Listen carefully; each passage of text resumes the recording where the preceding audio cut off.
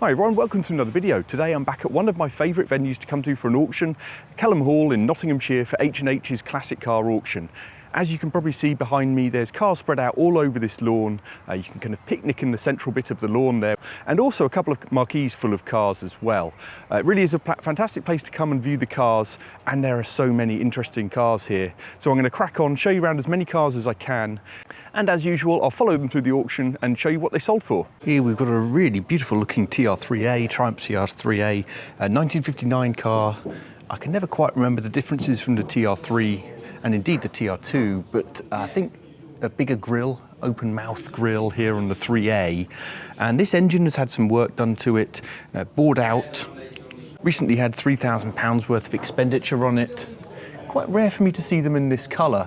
Really good looking car, that paintwork's excellent, some very minor bits of damage here and there on that seam, but it really looks very good. Comes with a factory hardtop, extensive history file, and a TR4 synchromesh gearbox.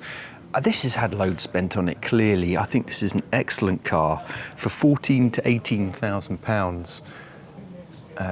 Yeah, they just don't seem to make that much money, but this has clearly been well upgraded and modified and in excellent condition. Minor bit of damage there. But yeah, I think that's a great buy. This is one of my favourite cars at the auction without a doubt. It's obviously a Jaguar XK120, and it's not any XK120. This has had extensive restoration work. It's a 1950 car, and it's been converted to an alloy body. Not only that, it also has a 3.8 litre racing engine in it, which has had an absolute crazy amount of work. Originally, of course, this would have been a 3.4/6. Now a 3.8, producing 270 odd horsepower. And that is immense power for this kind of car, particularly with that lightened alloy bodywork. Looks fabulous in there as well. It's got disc brakes. It's had the full works really, race specs, so flowed head, high lift cams, lightened flywheel. Not only that, it looks in spectacular condition. Paintwork is exemplary. I mean, pretty much perfect. There's very, very minor bits of damage on it, for sure. Got a side exit exhaust here. Yeah, bits of minor damage along that door, but really a fantastic car. I love this kind of modified classic. And this is guided at £80,000 to £100,000. Now, clearly for an XK120, that's a lot of money, but this is a one-off. I'm just going to take a minute to tell you about today's video sponsor, ALA. ALA are the UK's largest independent provider of gap insurance, and you can find a link in the description below to their website to find out more about what they offer. And it's very apt that I'm here at Kelham Hall, because it was here at a car meet, in fact, that I really found out, well, what gap insurance was and how important it can be. I was speaking to someone at the meet who told me they'd had an unfortunate accident, written off their car, and without the gap insurance would actually have lost thousands of pounds. So what is gap insurance? Well, it's guaranteed asset protection, and it can cover the financial gap between what your insurance company will pay you if your car is written off or stolen and what the car's actually worth. And of course, that's particularly important if you've got finance on the car. As cars depreciate, you can actually be left owing more on your finance than the car's worth. So gap insurance will prevent you losing out financially in that way. And of course, it's not just new cars. Second-hand cars also depreciate hugely, as we know. I've seen up to 20% in 6 months cited, for example. So as I say, check out the link in the description below to find out more about ALA and their gap insurance. And now we'll get back on with the video. So this is actually the car I'm most interested in bidding on myself. A really interesting car, 1964 Jaguar S-Type, as you can probably see. It's a 3.8 litre car and was treated to an £80,000 2,271 hour restoration back in the late 90s, 97 to 98. So you can imagine what that restoration would have cost in these days. Absolutely mental, someone spent that much on it. And of course, very similar looking to the Mark II. We've obviously got these kind of hoods over the lights there. And of course, independent rear suspension, so more comfortable, and a slightly longer body, of course, than the Mark II as well. Stunning looking car from the outside. It looks really excellent. It being in a private collection, chrome work is almost perfect, I would say. It's held up extremely well after that late 90s work. As I say, in a private collection since 2011. It's since had a lot more work done to it in maintenance. Also had an LPG tank fitted to it, which is quite unusual for a car like this. Really good looking interior as well, very original, so lots of creasing and patina on these seats, but I think they've been repadded. It looks good, and the dash, excellent. Really no signs of the kind of sun damage in particular that they get. It's a manual overdrive car, factory power steering. Overall, an excellent car. I've had a good grovel around this as well. Apparently used for multiple long European trips by the current owner, and I think looks a relative bargain at £16,000 to £20,000. If this was a Mark II with all that work done on it, I think it would command a lot more money. I suspect it's going to make high end of that. Here's a SUNBEAM Alpine, that's a Series 5. It had a £21,000 restoration 14 years ago. It's actually rare to find these that have been had that much money spent on them, in my opinion. So Series 5, I think, introduced the 1725 engine. Paintwork is beautiful. Can't see any signs of rust. I think it looks stunning in this colour. And of course, these were, I believe, all manual gearbox in the Series 5. I think they dropped the auto gearbox at this stage. Interior as well looks fantastic. And this has had loads spent on it, not just that restoration, but it's got SPAX dampers, stainless steel exhaust, hydraulic brake, servo. Comes with a GRP hardtop. I think this is absolutely fantastic value at £10,000 to £14,000. Now, these are cheap. I always think these are a relatively cheap, fun car. I think this one is really exceptionally good, one of the best you're going to see. And I think that kind of money, it's a fantastic buy. Just a quick look at this Triumph TR6. This is a 1973 car. Obviously, 2.5 litre straight six engine in these. This one is interesting. I'm not quite sure how much history and paperwork maintenance it comes with. It sat for 15 years off the road and has recently just been fully repainted in British Racing Green. Looks absolutely fantastic. Paintwork, some very minor dings on the boot there. Interior shows some signs of age. It's around about 70,000 miles. Steering wheel's not in fantastic condition, and the wood in the dash does show some signs of age, as these usually do, unless they've been restored. And guided £16,000 to £20,000. It looks really good. I think there is some minor pitting along the front bumper there on the chrome work. I think that might be a little higher, unless it has a particularly good history, given it's been off the road for 15 years or so. As you'd expect, there's a few E-types here. I'll probably show a couple, starting with this one, which is a 1973, as you can tell, Series 3, so V12. Obviously with that different grille at the front, and we've got open headlights after Series 1, these wider wheel arches. And this one extensively restored back in the 1990s at a cost of £45,000. Still looks excellent. There is a minor hint of bubbling and some possible minor paintwork damage, but I'm being pretty picky here. I have grovelled around a couple of these E-types because I was looking at them for someone. Some minor hints of rust on components here, but it doesn't look like to be anything too bad. These V12s, about 270 horsepower, and it looks really good in here. Beautiful interior. And the owner has had this since 2015. And in that time, he spent £22,000 on maintenance, guided at £55,000 to £65,000. Now that sounds quite a lot for a Series 3, but I've said that before this year, and there's been ones making that kind of money. The really good ones, Series 3s, are still making that kind of money. MGA, imported from California to the UK in 1995, and then underwent major body, interior and mechanical restoration over the next almost 20 years. It's only done about 3,000 miles since then. Looks in fantastic condition. So this is an earlier car, so still a 1500 engine in this.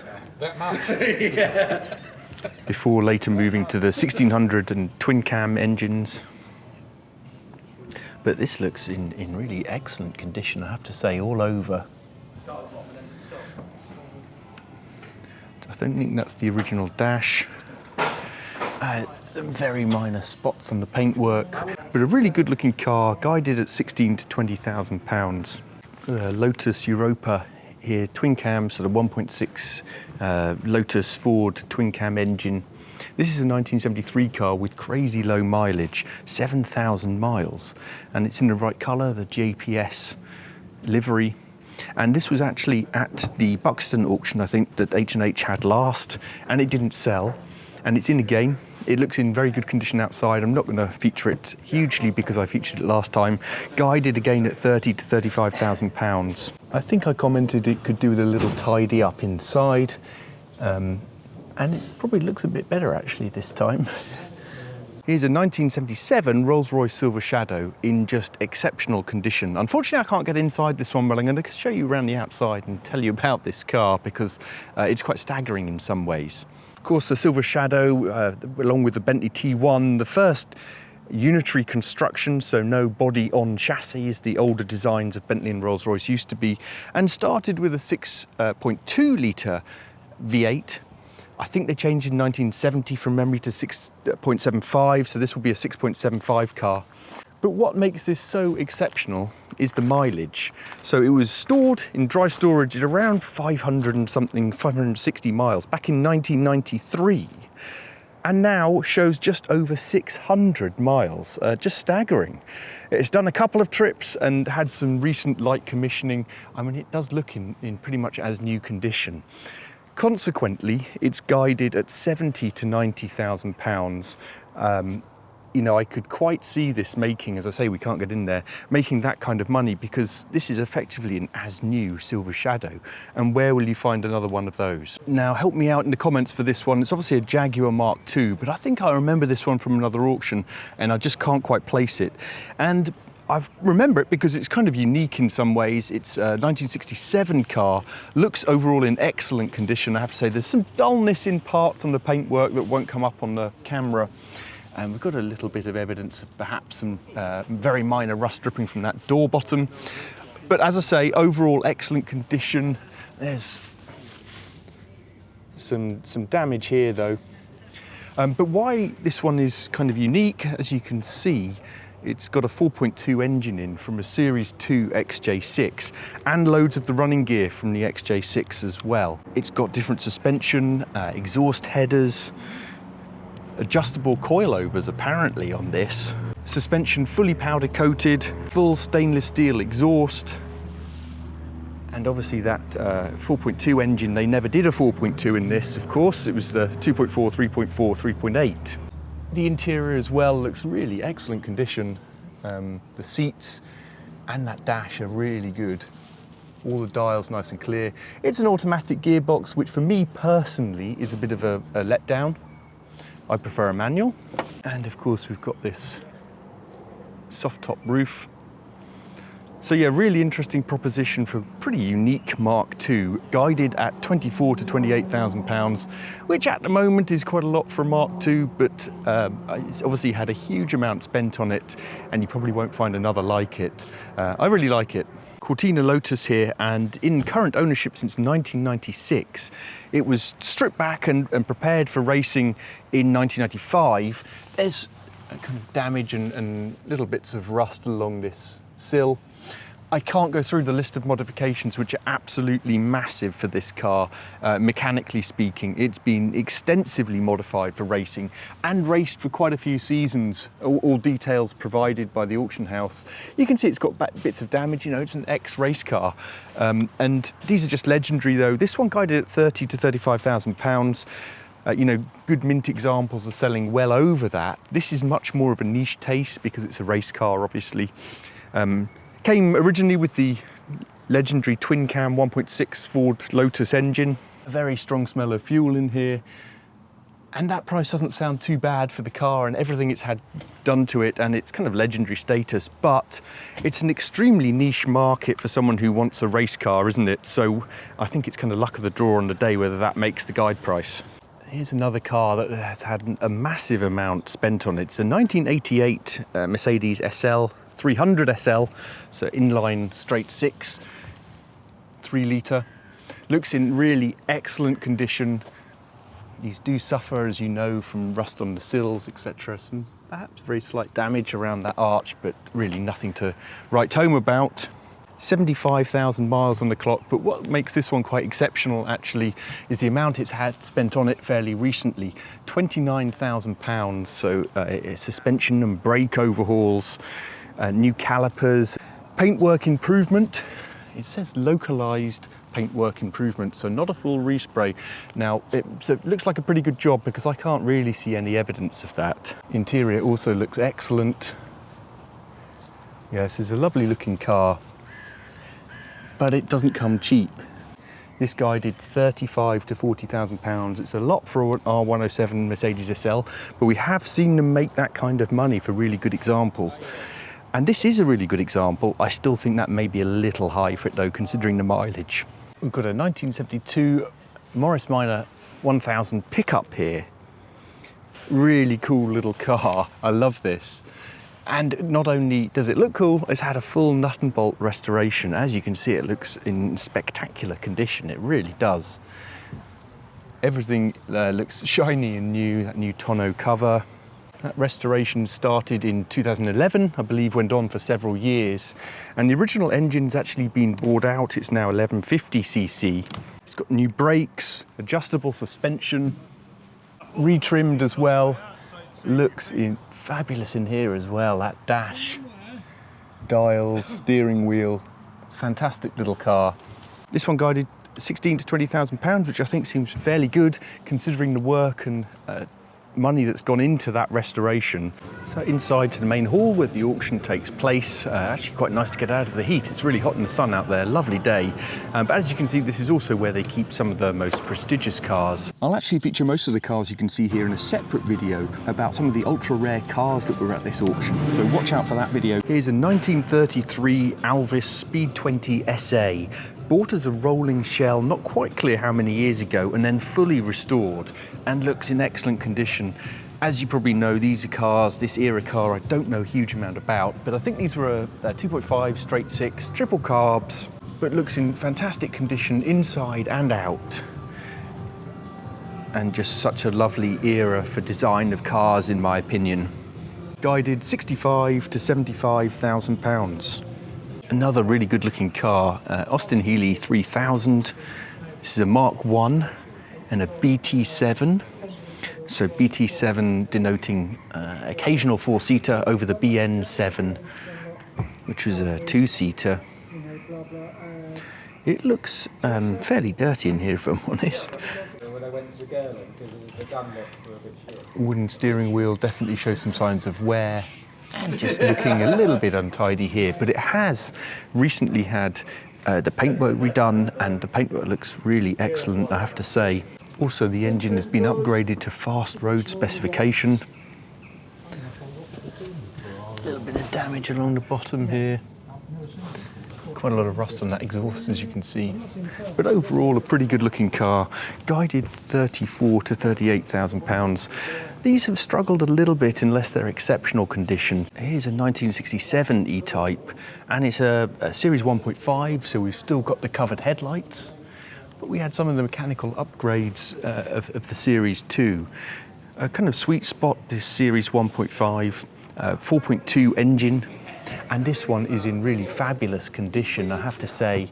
There's some very minor hints of damage along edges. Had a ground-up restoration in the 1990s, but still amazingly looks shiny and new underneath. I'd suspect this hasn't been used a great deal. It's had one lady owner since 2001. Apparently maintained from a money, no object perspective, and you can definitely see that. It is a US car originally. Came to the UK in 1994, and it was at that point it was converted to right-hand drive and underwent the restoration. Doors fit really nicely, unlike on some E-Types. Condition is very original by the looks of it in here, but very good looking. Just pointing out some very minor defects. And just to show you here, the usual rust spots here all look pretty sound. I mean, Under here, I think looks in excellent condition. There's often rust to see, very minor bit of a oil seepage, but overall this looks like a lovely car. And at 50 to 60,000 pounds, despite me constantly saying how E-types have dropped in value, I don't think that's a bad buy actually. We've got a lovely Sunbeam Tiger here, and these are selling really well at the moment, I think. Much better than the very similar Alpines, of course. And this has got the 289 badge on the wing here. 289 cubic inch Ford Windsor engine, but I understand this is a Series 1A, that this would actually be a 260, so 4.3 rather than 4.7 V8. So I'm not sure. It's in very good condition, but I think it is the original 260 engine, so those may be not the correct badges. But a lovely looking car that's apparently had a lot of work at a Tiger specialist, looks in great condition, inside as well. And as I say, these are fetching really pretty good money, and I think it'll probably make the mid to high 20s it's guided at. Just a very quick look at this C3 Corvette. This is a 1983 car, obviously left-hand drive from the US. With two-tone paint, which is quite rare to see. Small block Chevy V8, of course, in these, 300 horsepower. Targa top has been removed here, and the interior looks great. Often, these do not look so good inside. I think that looks pretty good. Some very minor wear on the seats. What I do often find of these is the micro-blistering fiberglass, of course, bodies. And they're often pretty bad with the micro-blistering, if I'm honest. This one looks very, very good. And only 23,000 miles. I think this is actually a very rare case of a very good-looking C3 Corvette Stingray.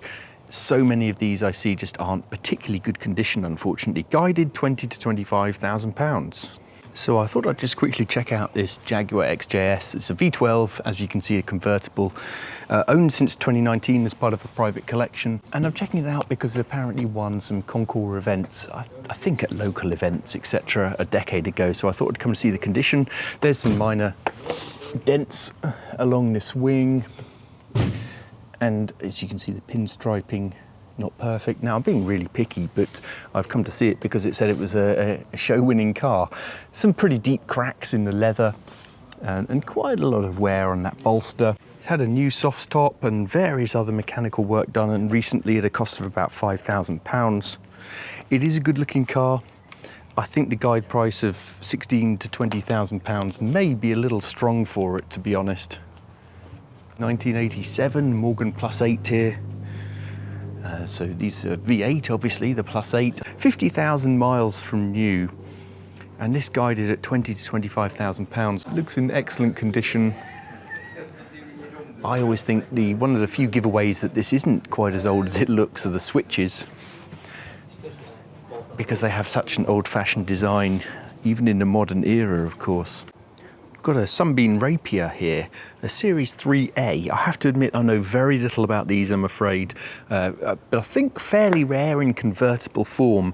This one is no reserve. It's been in a private collection since 2007 and received a full cosmetic restoration, apparently, in the year 2000, and still looks excellent for it. It really is a good-looking car. It also had a full engine overhaul in the mid-2000s, late 2000s actually, and has only done a couple of thousand miles, 2,500 miles since then. So I think by this point, the Series 3 had a 1600 engine, correct me if I'm wrong. But I think, as I say, this could be a great buy given it's no reserve and in really very good looking condition. It is a much cheaper E-Type. This one's a 1969. So Series 2, and obviously still a straight 6 at this time, 4.2 litre straight 6. Fixed head coupe, rather than what we've just seen, the open two-seater. And this is really pretty cheap. I can see some very minor bubbling along that sill, but it's very minor, as I say. Owned since 2009 and had an extensive restoration in 2003. And to my eyes, still looks very good condition. But I was quite surprised. I thought the condition of this may be a little bit worse for the guide price of £28,000 to £32,000, £34,000, sorry. But that sounds pretty good value. But actually, some of the rust spots where along this kind of firewall bulkhead don't look too bad, considering that guide price. I think that's good value. beautiful old Rolls-Royce 1933 car here. It's a 2025 Sport Saloon, and this was off the road from 2008 until when the vendor purchased it in 2023, at which time he undertook a lot of so-called fettling, presumably to get it running well, some new parts. Not quite clear how much history and restoration this has had. I think it's fairly original looking at it. You know, there's various damage along edges, etc. Probably has had some paint in the past. Great looking cars, certainly not a Concours car. There's various bits of damage all over it, particularly at the rear. Paintwork looks kind of average. Some slightly mismatching colours and significant bubbling on arches and boot. And the interior also, you know, quite possibly original here. You can see a lot of wear, obviously. But what a car for £16,000 to £20,000. So here's a really interesting car that I admit I know almost nothing about. It's a 1963 Studebaker Avanti. Now, I did a little bit of research on this because I'm always looking to expand my knowledge, but please do help me out in the comments. Overall, it looks in pretty average condition. There's various scrapes, but and dings kind of on the arch, etc. But in general, the paintwork looks a bit dull. Difficult to tell inside this marquee, but I think probably a polish would bring quite a lot of it up. But I think these were a 4.7 litre V8 that came in different formats, naturally aspirated or supercharged. Some more paint damage along there. I think this paintwork probably in the sunlight would look a lot worse, actually. This one imported in 2022 from the US. What I also didn't realise about this car is it's quite significant in US motoring history, so excuse me for my lack of knowledge on it. Of course, Avanti meaning advance in Italian, and it had power-assisted brakes, limited slip diff, power steering as standard, so you know, it was a well-equipped car. I think the standard version came, naturally aspirated rather, came with 240 horsepower, supercharged 290. And it looks pretty good in here, actually, probably better than the outside if I'm honest. But a modified version of this actually set 29 speed records on the salt flats in America. And of course, famous for being a very fast four-seater. Very interesting car. £14,000 to £16,000 guide price. So I think this Rolls-Royce Silver Spirit is the one that was in last time I covered from Millbrook, I'm pretty sure. Had some kind of rusty sills. I think it is. Check that out yourselves though, but I recognise the pattern of rust. And I'm pretty sure it's the same one back in. I believe it was guided around £10,000 and fell short. This time it's no reserve, so you can't argue with that, and we'll see what it sells for. I haven't covered many Land Rover series recently, so here is one. Series 1, obviously. This is a 1950 80-inch wheelbase car, and it looks in fairly good condition, but I suppose fairly average condition as well. The paintwork looks like almost like a DIY job, which isn't uncommon in these. Got obviously a very large scrape down here. Various dents all over it, as you expect on this age Land Rover. Apparently it's all original chassis and engine, which looks pretty decent actually. And we've got various galvanised bits on it as well. And it looks like a new canvas hood as well. And it looks very good inside as well. Guided at £20,000 to £25,000. I find these are really a little bit hit and miss now, and just not making the money they once were, unless they're exceptional quality. So I think this one may struggle a little bit. If there were some cars you were expecting to see in this video and didn't, it could be that they're in my next one. As I mentioned earlier, it's going to be on the really rare cars that were in this auction. A couple of lovely Ferraris, including a beautiful 308 QV, a couple of incredible Rolls-Royce and Bentley, Capri Brooklands 280 Turbo Technics, Citroen SM, all sorts. So watch out for that video, it'll be coming soon. But on this auction, well, I think the sale did really pretty well. As always, there's a few that didn't make reserve, there's a few that made over. Some I think were a little ambitious in the guiding, as I said as we went along in my video, but overall I think they did pretty well. Bit of a shame about that XK120, didn't really make that close to the guide price, but the trouble with those kind of cars is they're pretty much one-offs, so how on earth do you value it? It's still got bid pretty high, to be fair. Anyway, really great day. Some fantastic cars there, I have to say. I did bid on the S-Type, it just made a little bit more than I was really willing to pay. I think it was worth it given what it had spent on it. But on to the next auction where there'll be more to tempt me to bid, I'm sure. So thank you very much for watching, and I'll see you soon.